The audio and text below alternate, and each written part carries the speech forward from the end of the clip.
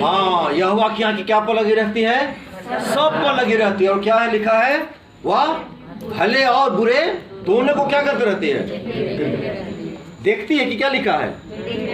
देखती रहती है। कंटिन्यूस टेंस में है ना, देखते हैं। ऐसा नहीं कि चलो एक बार कोई तो हम लोग को पकड़ाए, अगली बार नहीं पकड़ाएंगे। लेकिन लिखा है प्रियो, परमेश्वर की आंखें हमेशा हमारे ऊपर नजर लगी। फिर आप भजन संहिता 139 घर जाकर पढ़ लीजिएगा ना, वहां तो लिखा है, यदि मैं अपना अधोलोक कहां बनाऊं? बिछौना अधोलोक में भी बनाऊं तो भी तू वहां है। आकाश में चढ़ जाओ तो भी वहां तू है ना। मतलब परमेश्वर हर जगह है प्रियो। इसलिए हम याद रखें, मेरे आपके जीवन की जिम्मेवारी हम सभी है ना। बच्चे लोग क्या करते हैं, कभी कभी मोबाइल देखते रहते हैं, जहां गार्जियन को देखे छिपा की किताब खोल लेंगे ना, ऐसा ना कि हम तो पकड़ा नहीं जाए, है ना। होता है, सच्चे सच्चे करता है ना तुम लोग, अभी नहीं बोलेगा ना।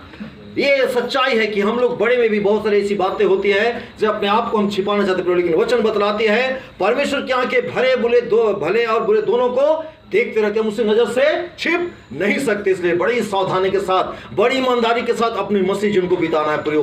कोई ना देखे, दुनिया के लोग ना देखे, समाज ना देखे, उस अकेलेपन में भी आपका जीवन कितना पवित्रता का जीवन है, आपका जीवन कितना ईमानदारी का जीवन है, ये पवित्र शास्त्र बाइबल बतलाती है। अपने आप को हम परमेश्वर के निकट में कैसा रखें? रोमी 12 के अनुसार अपने शरीर को जीवित, पवित्र और परमेश्वर को भावता हुआ बलिदान करके चढ़ाओ, है ना। आज लोग पहला गीत भी गाया 395, मैं आता हूं तेरे पास। किस समर्पण के साथ हम यीशु मसीह के पास आते हैं, किस भाव और भक्ति के साथ, किस मेंटालिटी, किस सोच के साथ हम परमेश्वर के पास आते हैं प्रियो, ये सोचने वाली बात है। आइए मैं आज के संदेश को आपके बीच में रखना चाहूंगा थोड़ी देर। जो हम सभी ने पाया था, रोमी उसका 13 अध्याय उसका अंतिम पद पढ़ेंगे। क्या लिखा है? चलिए तो अंतिम पद पढ़े। रोमी 13 का अंतिम पद क्या लिखा है? वरन प्रभु यीशु मसीह को क्या करो? पहन लो और शरीर के अभिलाषाओं को पूरा करने का उपाय ना करो। मतलब थोड़ा सा लिखा है, सब कुछ बताने के बाद यहाँ पर प्रेरित पौलुस क्या बोलता है? वरन प्रभु यीशु मसीह को पहन लो प्रियो। आज यीशु मसीह को पहनना है। याद रखें, हम सभी अपने पहरावे के द्वारा बहुत जगह जाने जाते हैं ना। वकीलों का काला ड्रेस, डॉक्टर लोग का ड्रेस, नर्सेस का ड्रेस, पुलिस का ड्रेस, सबों का मिलिट्री का ड्रेस, उसके उनके यूनिफॉर्म से हम उनको पहचानते हैं। लेकिन यहाँ लिखा है वरन यीशु मसीह को पहन लो। आज प्रियो मैं इसी बात को आपके बीच में रखना चाहूंगा। हम और आप यीशु मसीह को जो पहन रहे हैं, ये कैसे पहन सकते हैं, कैसे जान सकते हैं? आप भी बहुत सारे वचन का अध्ययन किए होंगे, आपने बहुत सारे विचारों किया होगा, लेकिन मेरे मन में जिन 3 बातों को मैं आपके बीच में रखूंगा कि यीशु मसीह को पहन लेने का अर्थ है कैसे हम उस बात को प्रकट कर सकते हैं कि मैंने यीशु मसीह को पहन। इसके लिए पहली बहुत ही बड़ी आवश्यक बात है, आज हमें और आपको पहली आवश्यक बात है, संसार से अपने आप को क्या करना होगा? अलग करना होगा। प्रेरित पद हम निकालेंगे 2 कुरिन्थी 6 का 17। 2 कुरिन्थी 6 का 17। 2 कुरिन्थी उसका 6 का 17। चलिए पढ़ते हैं एक साथ। इसलिए प्रभु कहता है उनके बीच में से निकलो और अलग रहो और अशुद्ध वस्तु को मत छुओ, तो मैं तुम्हें ग्रहण करूंगा। लिखा है उसने उनके बीच में से निकलो, मतलब अपने आप को अलग करना है ना। कलीसिया का जो अर्थ ही होता है ना, इक्लीसिया जो शब्द आया उसका अर्थ ही होता है अलग किए हुए लोग। फिर आज हम और आप परमेश्वर के अनुग्रह से अलग किए हुए लोग हैं। इसलिए लिखा है उनमें से निकलो, अलग रहो। एक और पद पढ़ेंगे, यशायाह 52 का 11 पद से। यशायाह 52 अध्याय और उसका 11 पद। यशायाह 52 का 11, पेज नंबर 873। यशायाह 52 का 11। चलिए पढ़ते हैं। दूर हो, दूर वहां से निकल जाओ, कोई अशुद्ध वस्तु मत छुओ, उसके बीच से निकल जाओ। हे यहोवा के पात्रों को ढोने वाले, अपने को शुद्ध करो। दूर हो, दूर निकल जाओ वहां पर से, अशुद्ध वस्तु को मत छुओ। ये इस्राएलियों के लिए परमेश्वर का आदेश था जो हम इस यशायाह 52 का 11 पाते हैं ना।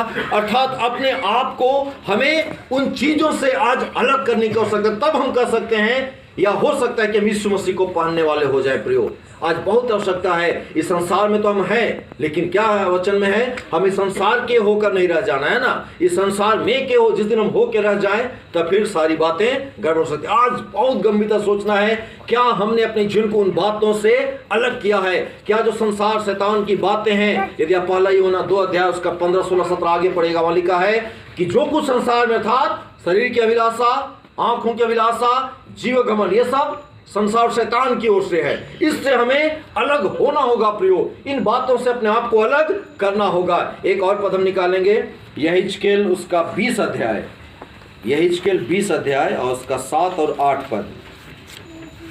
यहिजकेल 20 अध्याय 7 और 8 पद,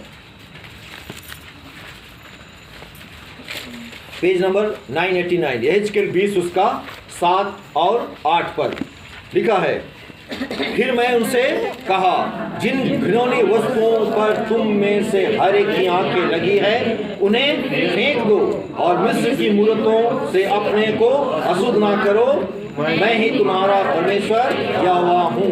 यहीं तक पढ़ेंगे, केवल 7 तक लिखा है। क्या बोला परमेश्वर ने उन लोगों को कि जिन घिनौनी वस्तुओं की ओर तुम में से हर एक की आंखें लगी है ना, आंखें लगी मतलब उस पर मेरा पूरा भरोसा है। लिखा है उसे क्या करो, उन्हें फेंक दो, और मिस्र की मूरतों से अपने आप को अशुद्ध ना करो, मैं ही तुम्हारा परमेश्वर यहोवा हूं। वहां पर भी परमेश्वर इस्राएलियों को उस मिस्र के गुलामी से लाकर वहां के जो बुराई है, वहां जो मूर्ति पूजा है, वहां जो अंधकार की बात, उससे कहता है उनसे, उन घिनौनी वस्तुओं से अलग हो जाओ, उन पर अपनी आंखें मत लगाओ, अपने आप को अलग करो प्रियो। आज नए नियम में भी यीशु मसीह ही चाहते हैं कि हम और अपने जीवन को इस संसार की बुराई और अपवित्रता से अलग करें। जब तक हम अपने आप को अलग ना करेंगे प्रियो, हम कभी ये नहीं कह सकते कि हाँ मैंने यीशु मसीह को पहन लिया है। कभी हो ही नहीं सकता है ये दुनिया की चीजें और हम कह सके कि मैंने यीशु मसीह को पहना है। प्रियो एक और पद निकालेंगे, पहला कुरिन्थी 5 अध्याय, पहला कुरिन्थी 5 अध्याय और उसका 7 पद, पहला कुरिन्थी 5 अध्याय और उसका 7 पद, पहला कुरिन्थी 5 अध्याय उसका 7 पद, पेज नंबर मिलेगा आपको 231 में। चलिए हम पढ़ते हैं 7 पद।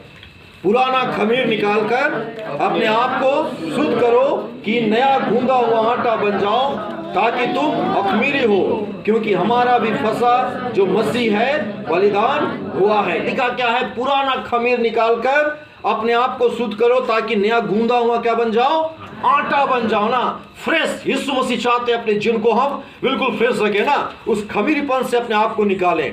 आप सभी घर में क्या बोलते हैं, दूध को दही बनाते होंगे ना, तो क्या डालना पड़ता है दूध को दही बनाने के लिए? कितना, जोरन जो बोलते हैं, कितना डालना पड़ता है? थोड़ा सा है ना। दूध को फाड़ना है तो नींबू का रस कितना सा, थोड़ा सा, वो थोड़ा सा बूंद या थोड़ा सा वो जोरन या दही उस पूरे दूध को दही बना देता है प्रियो। और इसीलिए यहां पर भी लिखा है अपने अंदर से पुराना खमीर, वो खमीरीपन क्या है, आज मेरे आपके अंदर जो बुराई अंधकार की बातें प्रियो, इनको निकाल कर लिखा है वचन में, प्रेरित पौलुस उत्साहित करता है एक नया गूंदा हुआ क्या बन जाओ, आटा बन जाओ। क्योंकि हमारा फंसा जो यीशु मसीह क्या हुआ, बलिदान हुआ, जिसे हम गुड फ्राइडे और भस्म बुधवार पुण्य बृहस्पतिवार के बाद से याद करते हैं ना, वो मेरे आपके लिए बलिदान हुआ प्रियो। और नया गूंदा हुआ आटा चाहता है कि हम और आप इस संसार से अपने आप को अलग करके उस जीत यीशु मसीह की ओर आ जाएं। आज अफसोस हम मसीह समाज में भी ये सच्चाई है, कितने बार हम लोग क्या करते हैं, कंप्रोमाइज कर लेते हैं ना।